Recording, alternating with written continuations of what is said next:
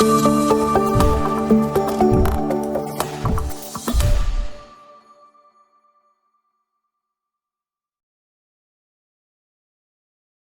get started with today's presentation and hear from our speakers as they discuss the great overtime dilemma. And again, engage with your colleagues and share what's going on with your state.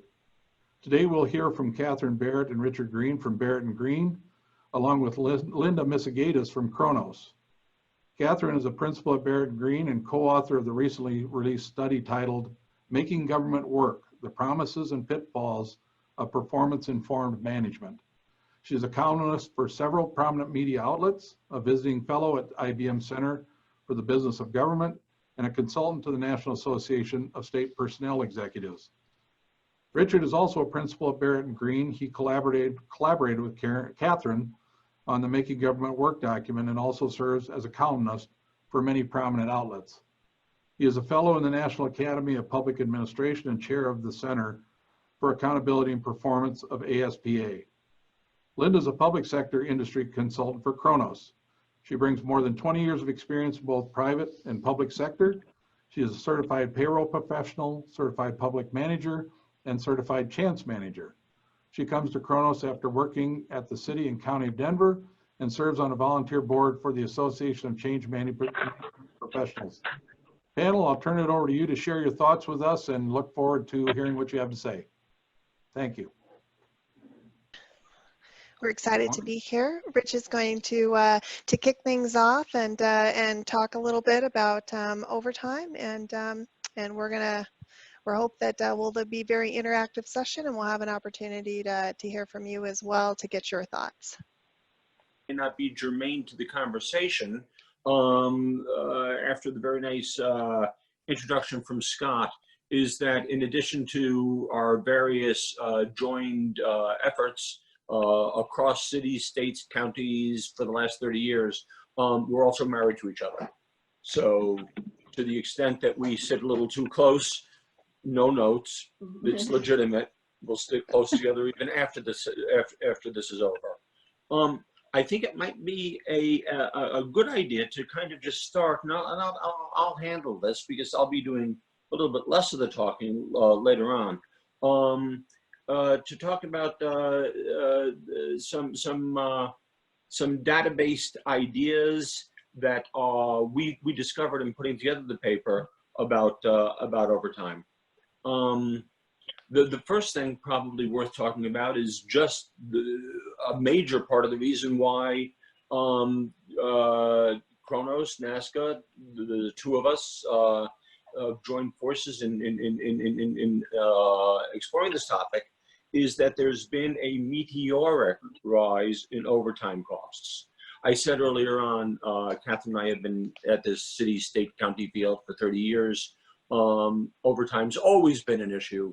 Overtime always probably will be an issue because it's very complicated. But in recent years, the increases in overtime have been dramatic. In New York City, they were higher in 2018. That's the most recent data available, than at any time in the last 10 years, according to an audit that came out in 2019. So that's 2018, higher than ever before, even during periods of time when you might have anticipated a lot more overtime. Also, the New York DOT, overtime rose, you're not going to believe this, overtime rose by nearly 80% between 2008 and 2018. I mean, I used the word earlier on, meteoric. That's even more than that. And audits also reported a rise in overtime in countless local governments.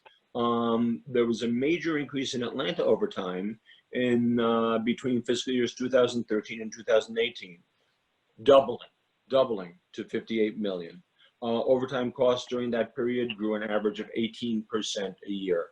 These are just a few examples. If we wanted to, we could go down a list of cities nationwide, and you would find something perhaps not as extreme as what we've just heard about in New York, but you'll find wild increases in overtime almost every place. Overtime is frequently underestimated in the budgets, which is a real problem.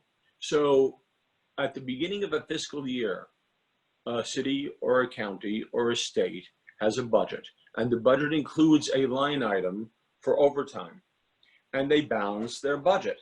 And one way to balance a budget is to underestimate one of the items in the budget.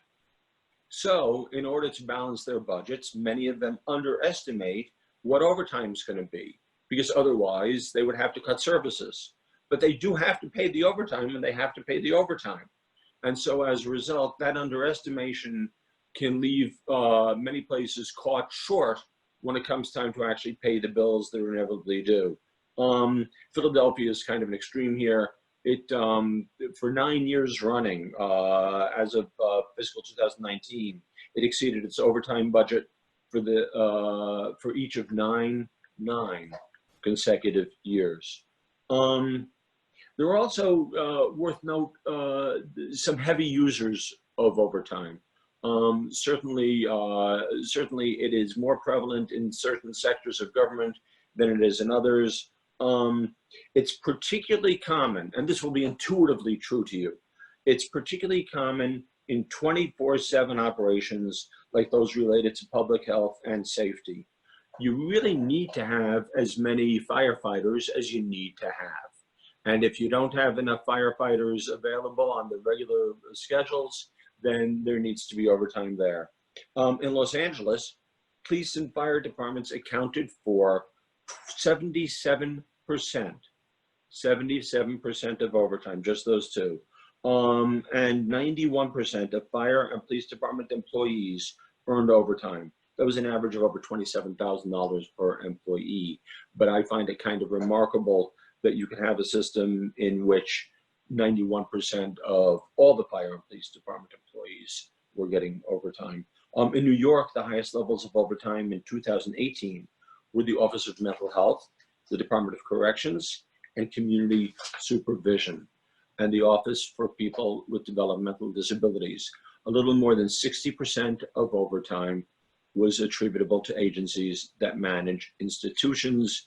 I should back up, by the way, that in terms of overtime in places like these, most notably perhaps corrections, correctional officers have a tough life. They are working in perhaps the only environment known in government in which all of your patrons hate you and want to get as far away from you as they can. And so as a result, it's very easy for correctional officers to take a day off that wasn't anticipated, to do any number of things that require somebody there, because you can't have too few correctional officers in a prison and still maintain safety over the course of time. A couple more quick things. There are real risks of excessive overtime. In LA, 18 firefighters earned more than $200,000 in overtime. That's stunning, right? I mean, that's the overtime. That's not what they got paid. The other thing I want to hit on is that the cost of overtime often fails. This is yet another underestimation of what this is really costing us. Fails to include compensatory time, which is when you don't give people money, but you let them take those hours and are paid for them later on as overtime. And it creates a cascading overtime, and as such costs more down the line. So with that sort of stuff out of the way, I think what I'd like to ask our panelists to do is to talk just a little bit back and forth between yourselves, whatever's most comfortable, about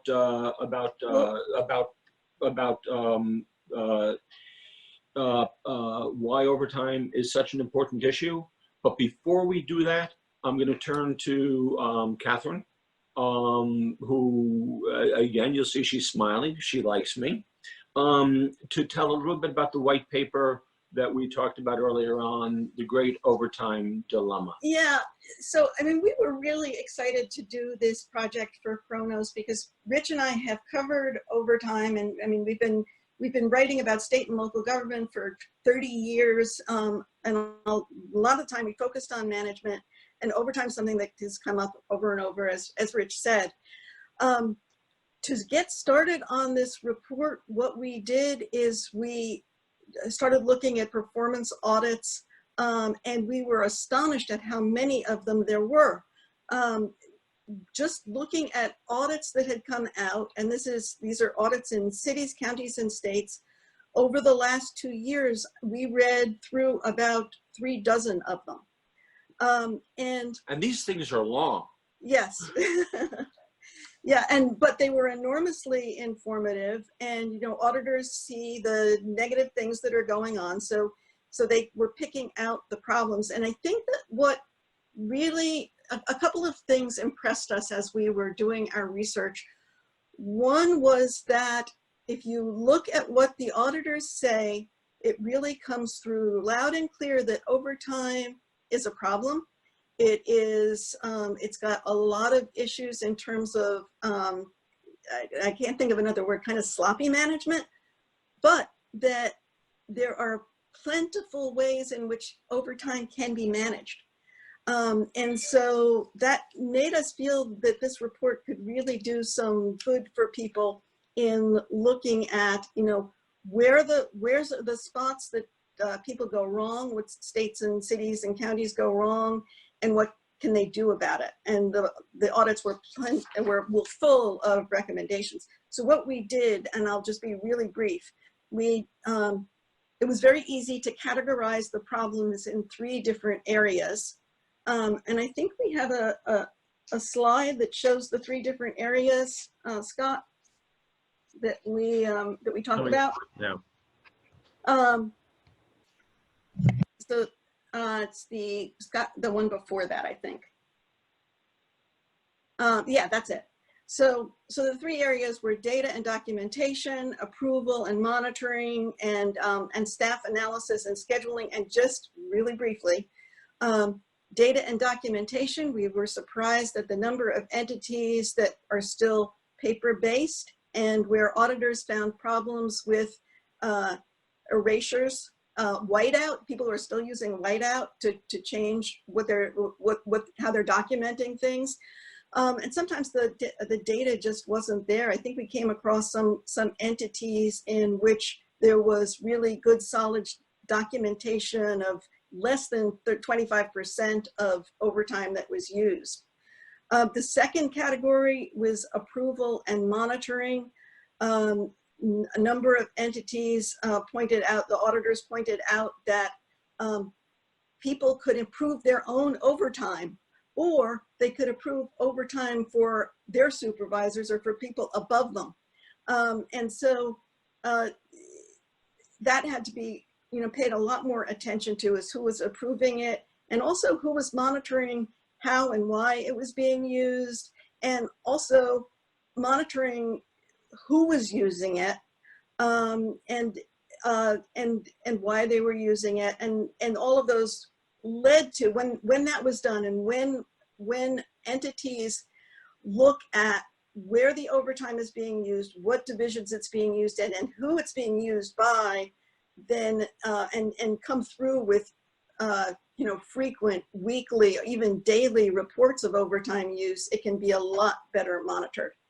And then the last category was staff analysis and scheduling. Rich mentioned that 24/7 operations, 24/7 operations are ones where this occurs. There are issues with relief factors, and that in which you have to calculate how much staff you need to cover your 24 hours, and that's often incorrectly assessed.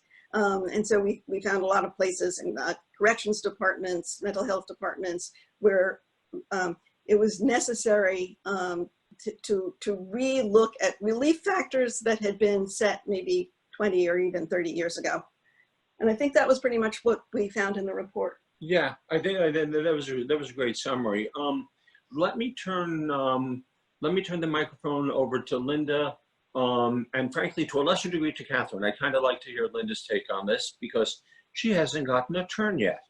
So I'm very curious, Linda, if you could talk about why overtime is such an important issue. I mean, we've talked about the numbers, and you could assume it's an important issue because there's lots of it.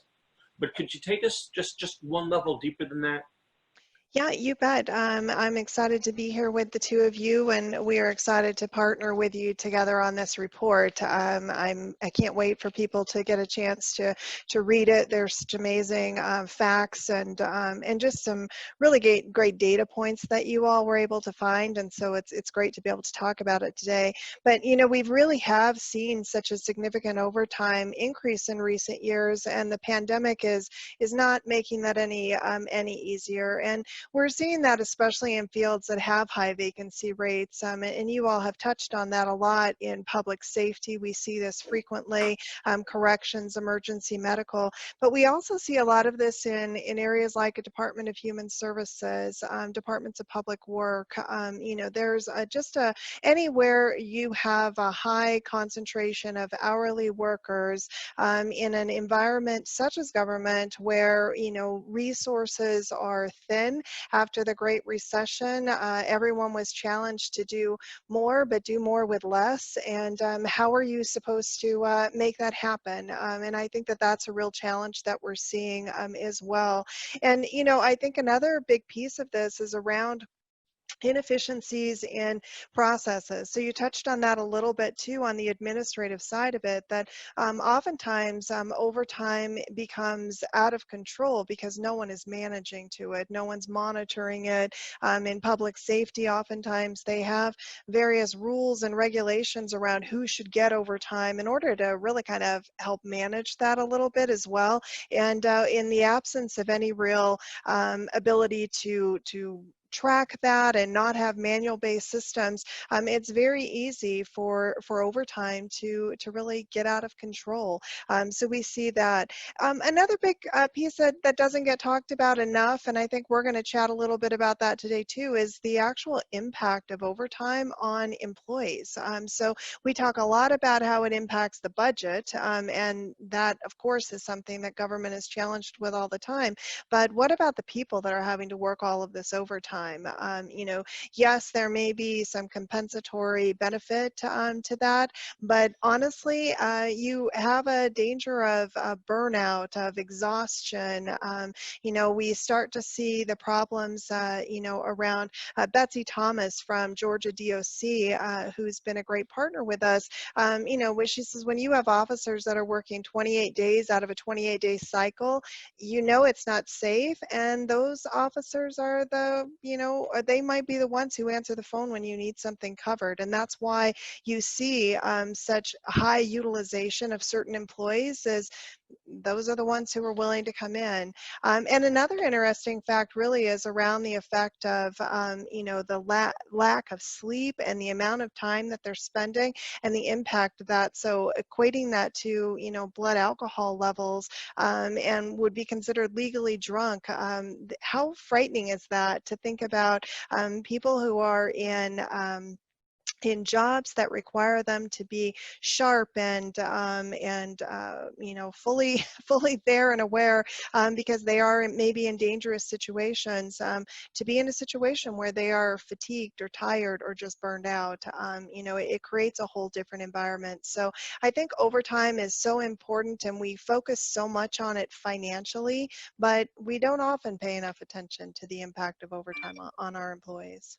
Yeah, I wanted to add, so I wanted to add to what Linda said, and it's, I found this really interesting that an audit in Portland, Oregon, and this was a year or two ago, suggested that excessive overtime use by police poses a risk to the relationship between the community and the police when police are overtired, overworked, and have fewer opportunities to sort of engage with the community, then community police relations suffer. And I think that's a very interesting issue to think about right now.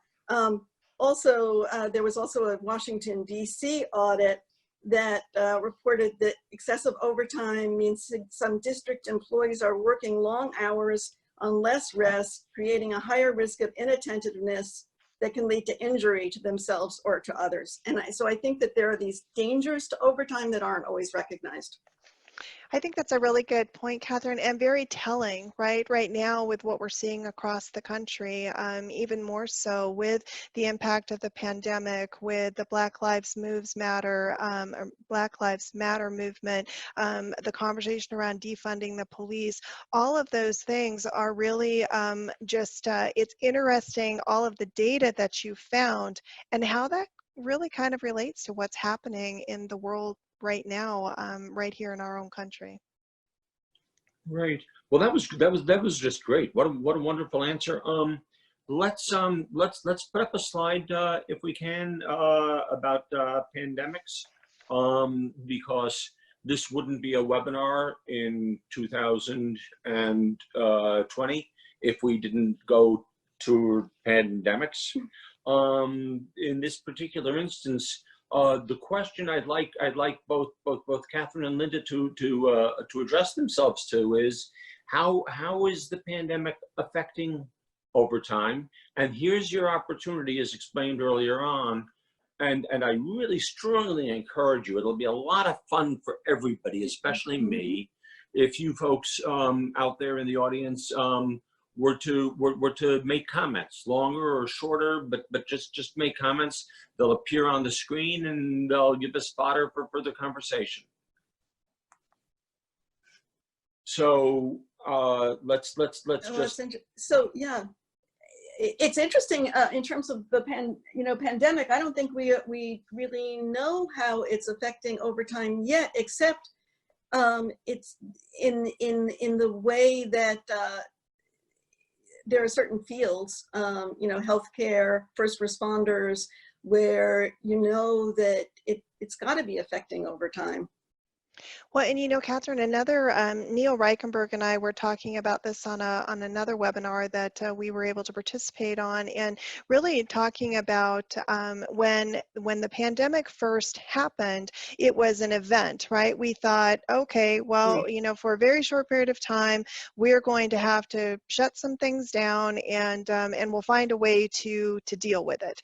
And then as time has gone on, and remote work has started to become less of an event and more of a way that we're now doing business and employees are working, there are also issues around compliance related to that, because you have employees who historically might have come into an office and you had some way of monitoring what was happening. When you're working from home, especially for non-exempt employees who maybe aren't used to working from home, you can oftentimes find that you think, oh, well, I'm home, I don't have anything to do with the family right now, so I'll just log onto my computer and I'll do some work. What you can end up creating are FLSA compliance risks, because now you have employees who maybe are working when they're not supposed to be working, or you can create an unintended budget consequence where now suddenly you're paying overtime to employees who you weren't intending to pay overtime to, and the intentions are good, but you start to see those sorts of things happening right now as well. So I agree with you. It's going to be really interesting to see the impacts of the pandemic and what it does mean to overtime when we have a chance to really analyze some of this. Yeah, I think the answers that are coming up are really fascinating and very apt. It's certainly going to be more difficult to manage as revenues are dropping and there's less attention. I mean, the pandemic and the revenue downfall is requiring all sorts of attention. So concentrating on management is harder. The issue of burnout is a real issue, and everything is also very unpredictable. And it's unpredictable what's happening with the pandemic and who's going to be sick and how you need to, fill in positions because of absenteeism. And then this point that someone made about the imbalance in who gets overtime is definitely an issue. Some people will have less work to do. There are layoffs, And again, we don't know how layoffs will affect overtime and the ability to manage it. I think it's interesting that if you look at how budgets are being cut right now, a lot of times, particularly with police, the line that's being cut is the overtime line. And as Rich said, that's overtime is frequently now underestimated. So cutting it in the budget is kind of an iffy proposition. And actually, I think that I'll just throw in a thought, which is that the likelihood of there being more overtime during the pandemic, I believe, is fairly high. Leaving aside the impacts of the pandemic on people who are actually sick, there's this 2-week waiting period, and during the 2-week waiting period, for those people who are not teleworking, for those people who are in the office, they're not allowed to go into the office, and so there's 2 weeks in which you need to replace them in their jobs. And if it's a vital job, then you're going to be paying somebody overtime for it. So there's this sort of extra little bit of pain to what we're going through right now. Yeah. Well, Should and we you move? know, No, go I ahead. was just going to say, Catherine, the other thing that we don't, that isn't really often thought about in this situation too, is that government services have to go on, and so employees are sometimes being required to work overtime, whether they want to work overtime or not, because at the end of the day, as constituents, as taxpayers, we still expect government services to be there. And while the pandemic is going on, it's not stopping what else is going on across the country. From, we saw the power outages in New York this week. There were hurricanes. There are tornadoes that happened in New Jersey. All of these things that are happening that require government services to be in place as well. And so I think that's just another piece that kind of, the pandemic has overshadowed so much of the fact that at the end of the day, government services don't get to just go away. Yeah, and interesting, I mean, when you see answers that are coming out more frequently, burnout is really there. Burnout politics, union negotiations. I mean, I think union negotiations have been an issue in all times. But burnout really strikes me as an issue. And maybe we should go to the next topic. Well, actually, I want to go back for a second to Linda specifically. So the biggest word up there is politics, and clearly a lot of people said that. Linda, can you help us to interpret what that political element is and why so many people think it's such a significant element of the pandemic affecting overtime? Well, it's interesting because I think that what ends up happening is that politics get in the way of really looking at what's happening from a workforce perspective, from the reality of the situation of what needs to occur. Anyway, as we were kind of talking about that, the work needs to continue. Government services are needed even more than ever during these types of crises. We saw it during the Great Recession when, we saw an increase of the need of utilization of services and Department of Human Services. Right now we're hearing a lot of this, and with the pandemic as well, as an increase in the need for those types of services. We've got all of these other things that are happening. We're in an election year, which also is creating its own set of challenges. There are all of these conversations around funding, and we're obviously very concerned about making sure that the private sector is taken care of, but oftentimes I think government forgets that they're an employer as well. And so states and cities and counties all are required to take care of their own employees, and oftentimes the whole notion of politics kind of gets in the way of that, and causes us to lose sight of the fact that we do need to make sure that we're thinking about the workforce workforce, the economic impact to government that the pandemic is happening as well, and how are we going to support those employees, because they're just as important to the economy as the private sector is to the economy. And so it really has been interesting to see how much all of this has become more politically motivated versus really focusing in on the issues at hand and the impact to the workforce and to the world. I'm sure you're right about that. When we first started work on this, the very first question that we were discussing with our friends at Kronos were, how do you tell the difference between good overtime and bad overtime? Which turned out to be really kind of central to the final report. It's very rare that the first question you ask is still the question that you're interested in at the end. But Catherine, do you want to tackle that? Well, and really, I think that Linda should tackle that one too. I mean, I know that when we've looked at good overtime versus bad overtime, the issue is, you know, there are some cases in which you save money by using overtime because you don't have the extra benefit cost. But then in other cases, you're using many more dollars than you would if you increased your staff. And then you are also endangering yourselves with the issues that we brought up before. Linda, do you want to take that as well? Yeah, you know, when I think about back in my days working at the city, when, you know, I think about the use of good overtime versus bad overtime, is that it's such a, you know, it's not as black and white as we'd like it to be in relationship to that. But if I think about good use of overtime, it's generally driven by perhaps an event that is happening. You know, I see for critical responses only had kind of popped up. You could see that as a good use of overtime. Another time is to take a look, like I remember when the Democratic National Convention came to Denver, and the increase of overtime that we had to have there was significant, but it was for a short period of time. And so, you know, really kind of looking at if it's an event that is driving that, it may not make sense for you to hire a lot of additional staff. We see that also during times of, you know, the snow season in states like Colorado where we get snow, that it doesn't make sense to go out and hire a bunch of people during that period of time. So you might see an increase of overtime during that.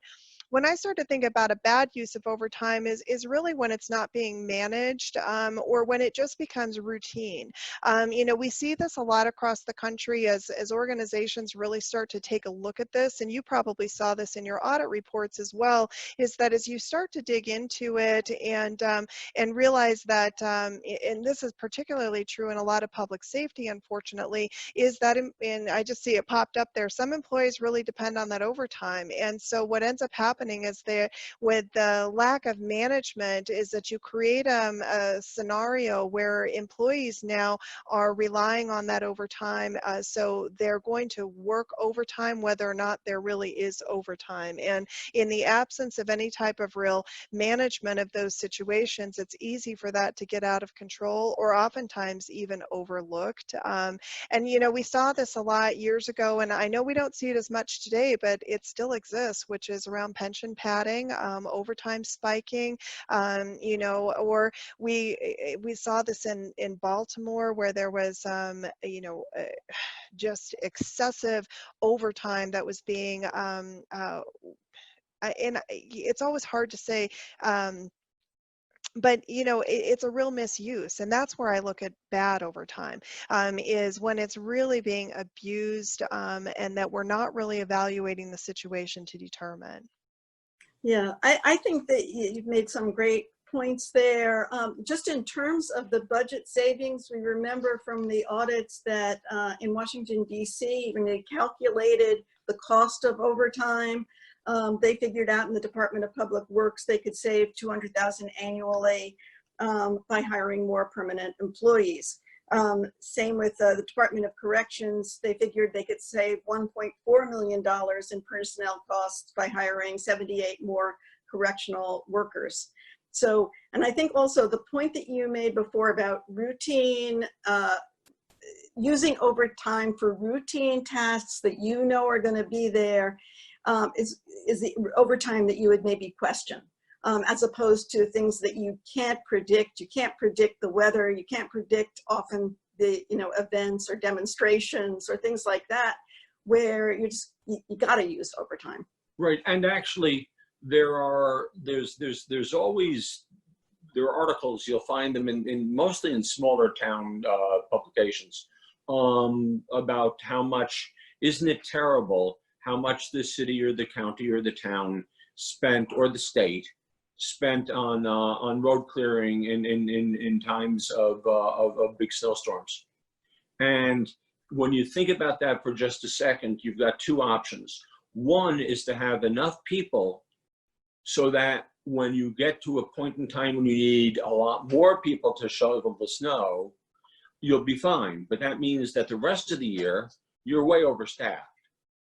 You're right, Rich, and I think that's an area that just gets is really kind of, it goes to the idea of being able to have the technology in place that didn't exist before, but it does exist today, being able to do trend analysis. And so if you can look at specific events that occurred, so we know that, you know, I always say this, that inevitably California will catch on fire. It seems to catch on fire every year. And so if you have the ability to take a look at events that you know are likely going to occur again and start to do some trend analysis around that, you can do better planning. And so then that puts you in a position to do some modeling and to figure out that when this event happens, we know that we're going to need X number of people with these types of skills, and you can make sure that, you know, you at least are in a position to be better prepared. I'm not saying that every time that, you know, it's always easy on the back end to do the analysis and say, this is what you need to do, and then the reality of the situation kicks in.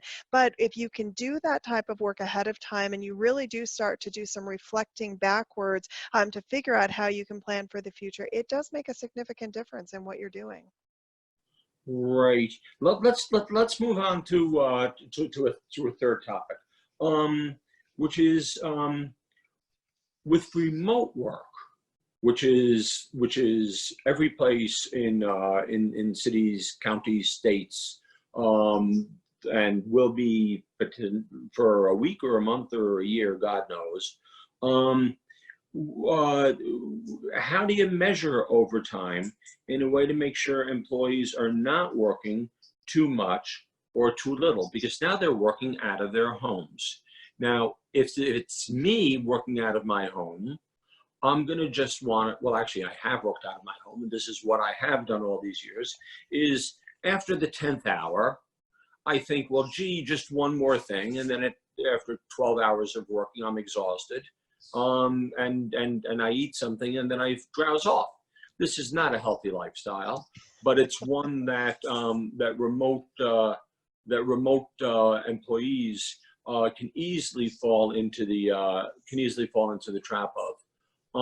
So how do you? Data has come up, which is pretty much the answer to everything. But any other thoughts as to how we, from the audience, as to how to measure overtime to make sure employees are not working too much or too little? And I love manager check-ins. And one-on-one conversations, we keep hearing this. There's a whole different way of managing when your employee is not right in front of you. And I think people have really been learning it in recent months. And generally, it's been going pretty well. It's still tricky to manage how long people are working. I guess you can have them still sign in the beginning of their work period and sign out when they finish. But Linda, what do you think?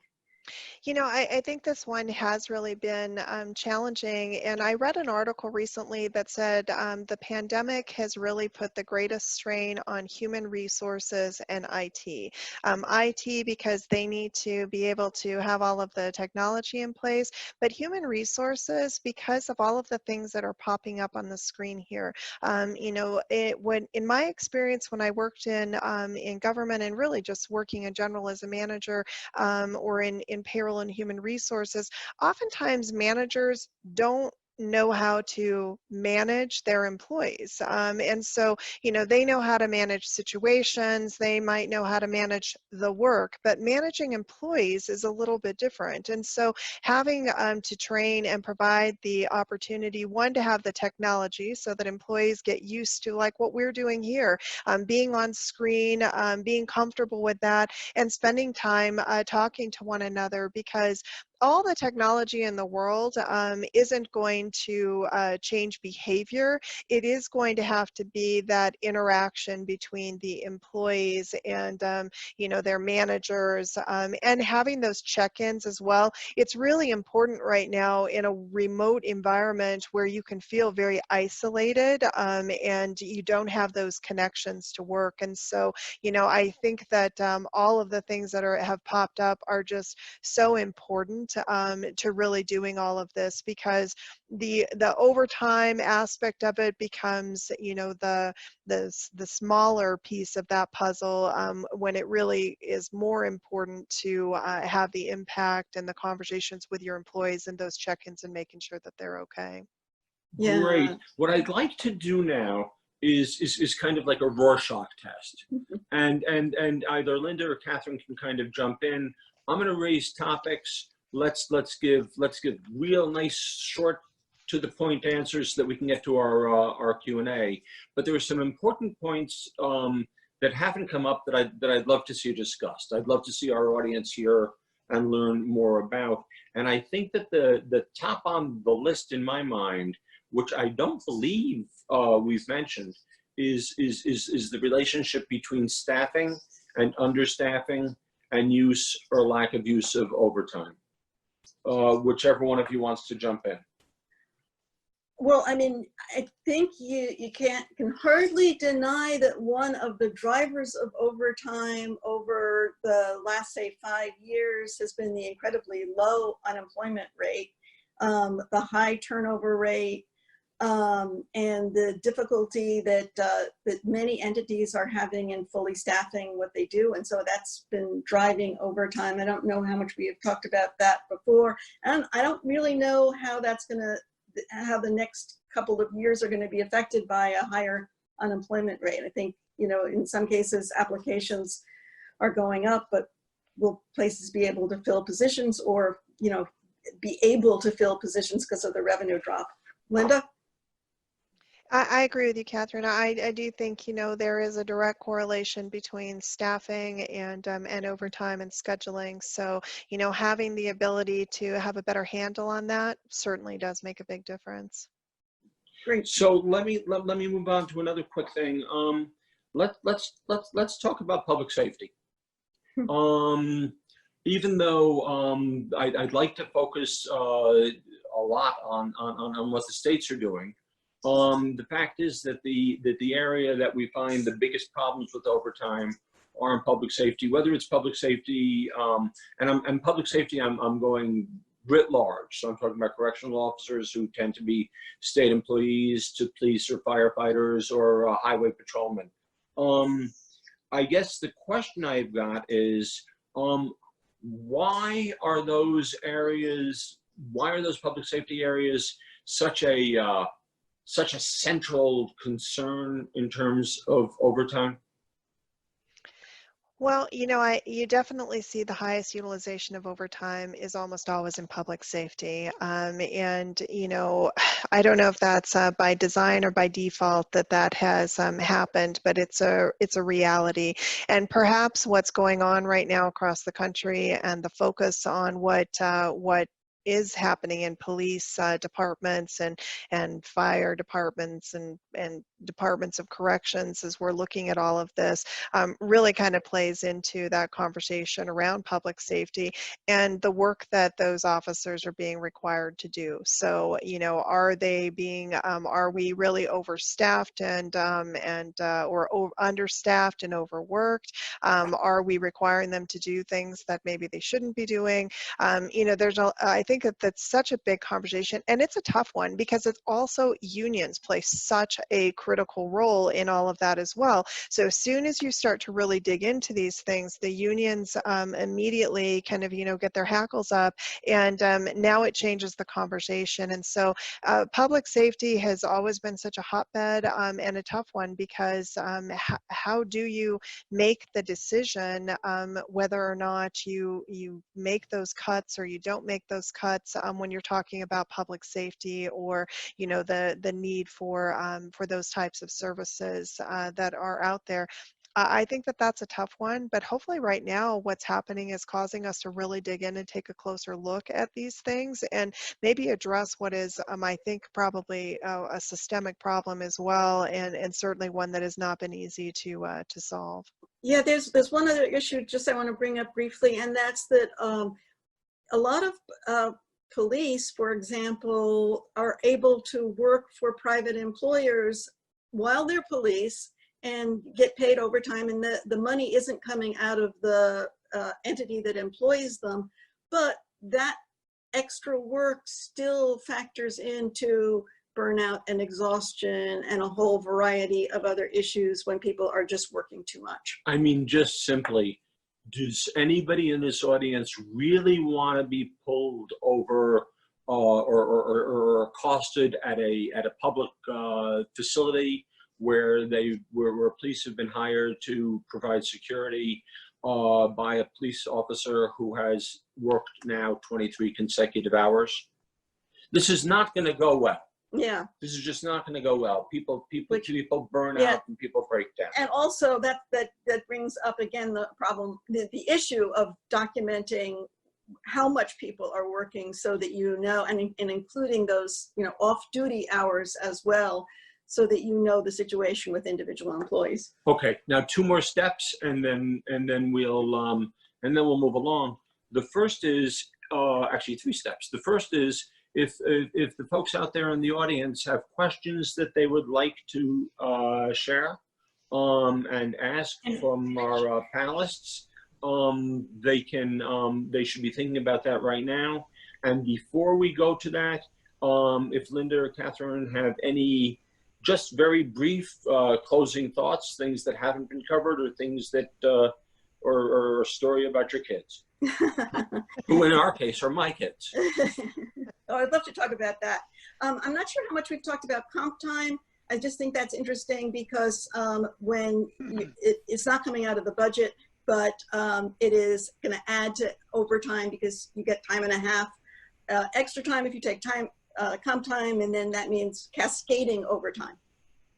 Yeah, that's a really good point, Catherine. And I do think that comp time gets overlooked frequently. And a lot of times comp time isn't accounted for in the budget. And so you're not getting a true picture of how much overtime is really costing a city, state, county when you look at that. So I agree with you. Comp time is overlooked far too much. Great.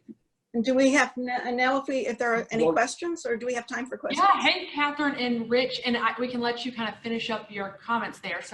But whenever you're ready, I'm going to call on some people to ask questions. Well, why don't we do that right now? Yeah. Well, I just want to say this has been a fascinating conversation. I have sat down and looked at the spreadsheets in my 4 more days of overtime and know that it's so layered. It's budget, it's politics, it's sometimes it's strategic, as you guys talked about here. Sometimes it is cost saving. So I am just on the edge of my seat. I don't know if you could see this about your guys' conversation on this. So I really appreciate this. But we're going to go first to Bob, and we're going to ask Bob to ask his question of our panelist. Hey, Bob. How are you? Just one comment first. We were talking about hiring during the pandemic. NeoGov had done a little bit of research on it just after it first started. And if you recall, the gap between open positions and applicants for the public sector, state and local, was about 50%. In the first month, I think it was in March, I think we looked at it, and it was up over 80% gap. So it was a drop off in the number of open positions, but it was even a greater drop off in the number of applicants. So it is concerning. We've also been looking at the positions that are easy to fill and hard to fill, and I'm wondering if you looked at that to see if there's a correlation between the overtime pay and those that are hard to fill versus those that they can easily fill if they were to post those open positions. Yeah, I think there's an absolute connection between hard to fill positions and overtime. Police dispatchers, that's a good example. You just can't fill those positions. You end up having to ask people to work mandatory overtime, and mandatory overtime sort of introduces a whole different negative set of issues, because you hear about people wanting overtime, but a lot of people who want a strong work-life balance don't want overtime. They want to be able to go to their children's school events and be home with their children. Or they don't want the overtime to come where the overtime frequently seems to come, being a highway patrolman with the 12 to 8, 12 midnight to 8 in the morning shift. This is not the time of day that you want to be pulling people over. Yeah, but hard to fill positions are definitely an issue. Well, and especially in departments of correction, sorry, Bob, especially in departments of correction, we saw this in the state of Texas. Even though they are closing some of their facilities, what they're doing is they're closing, but they're not changing their overtime budget at all. They're actually keeping their overtime budget because they know there's no way that they're not going to have to pay overtime, because they don't have enough people to fill the positions that they need in those correctional facilities. And so even though they might be closing some of them, it's not really changing the impact overtime. It's interesting. We've looked at some of this work ourselves too, and have seen safety, for instance, corrections, police officers, those type of people, and we'll help them fill those positions, and they'll get down, let's say they have 12 open positions, they'll fill the first 8 relatively easily, and then they'll just stop. They won't try to fill the last 4. Politics come into play, and they really don't have an interest in trying to fill those positions. They want to pay overtime to certain people, as we've talked about, the politics aspect. Yeah, thank you so much, Bob, about that. What you guys are looking at and what we're hearing. I think you also brought up a great point. Public safety, corrections, even when you are able to hire a new class, it's not as simple as putting them right in, because they have to go through 4 months of training, and then you have to, so even to backfill, when you're backfilling those hard positions, it's going to take time to get them in. So it's not a quick fix or a quick turnover. And back to the point about, overtime is usually an operating budget expense that you can hide, whereas you can't have to get legislative approval possibly to fill an open position or to expand your workforce. So that's not going to be happening probably for a lot of states right now. Well, thanks, Bob. And I'm seeing so many great faces in front of me. Kayla, will you pull up the chat to see if anyone wants to go next on the chat? Let's see, we have, it says Deputy Director Statewide Personnel from Illinois. Do you want to ask that question? And if so, we can unmute you and spotlight you to ask your question of our presenters today. So if our kind of production team will spotlight Deputy Director Illinois, we will get them. There you are. Hi, good to see your face. Hi, everyone. No, I really don't have a question, but I have more of some comments. Yeah. So I am again, Deputy Director for the state of Illinois. I was Chief of Staff for a couple of municipalities in Illinois as well as in Connecticut, and I manage the budget for public safety. And I just want to make some comments, particularly with the last one for Bob and NeoGov. Sometimes in general, positions right now are very difficult to fill because of COVID.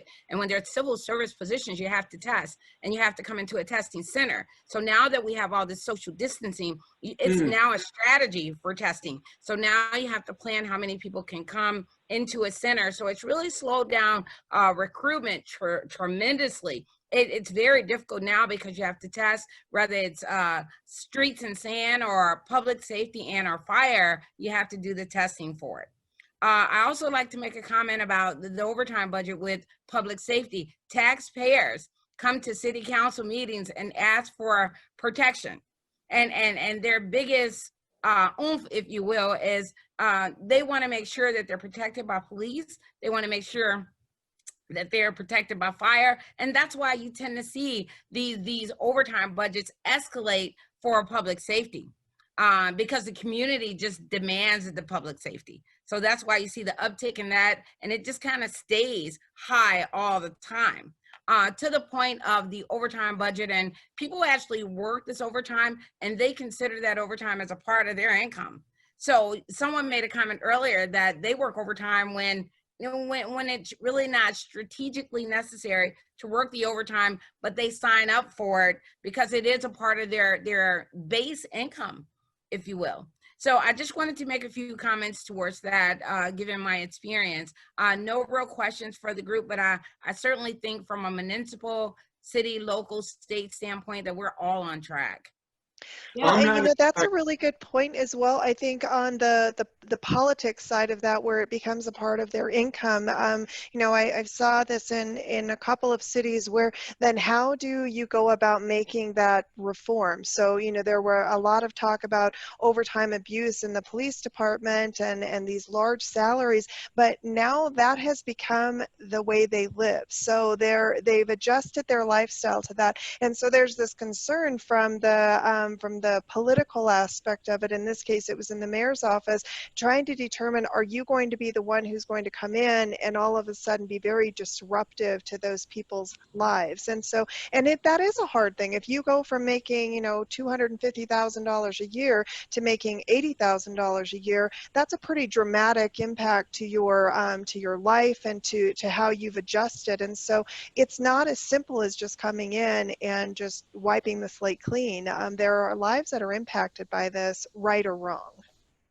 Yeah, that's absolutely true. So a lot of this is in the collective bargaining agreements. So they typically have unlimited overtime. And if you were to take away that overtime, that then now becomes a grievance and can go to arbitration, because a precedent has been set right now with regard to allowing them to make the monies that they make. And typically they earn those monies through seniority. So it's your senior people who typically make the most money because they get first bite at the apple, if you will. Right. So it all becomes a bargaining issue at the end of the day, and it's really hard to take it away once it actually starts. Can I throw in a follow-up question on this? I'm one of the facilitators, and so I'm selfishly asking this question. My brother's a police officer, actually north of the border in Canada, but he certainly factors into their family budget over time. But we're here in NASCA's Richmond, Virginia studios. Black Lives Matter has been a real center here, and there has been a sort of civic discussion about paying police overtime to be engaging in ways that are seen to be not appropriate by large elements of the citizenry. In those city council meetings, are you now also seeing people challenging police being paid overtime, sort of related to BLM and everything else that's going on? Well, I personally haven't sat in a city council meeting, but with COVID, a lot of people are not physically in city council meetings, and I'm not sure if they've actually started the Zoom calls for the meetings, but I haven't seen it yet. So I guess COVID's got to flatten. The line needs to flatten a little bit more for people to start coming back into the council meetings. So I would be interested in seeing how that actually rolls out, but keeping in mind that the Black Lives Matter movement is a civil issue, and you have to have civil order. And with civil order comes policing and fire. So the irony being that as the movement is to sort of defund and restructure police budgets, actually the civic order is extending those budgets, at least temporarily in the short term. Right. The talk that I've heard is not so much, I've heard people with the cry out for defunding, but I think they want to reallocate. So as opposed to defund the police departments, they want to reallocate those monies into sensitivity training. So that's kind of what I'm hearing on my side. That's great. Well, that's all really terrific stuff. We're kind of coming to our last couple of minutes. On behalf of, first of all, let me thank you so much. If we had known you were out there, we would have had you on the panel. So really, my great thanks to you. My thanks on behalf of myself, Catherine, Linda, the panel, to NASCA and Kronos for making this possible.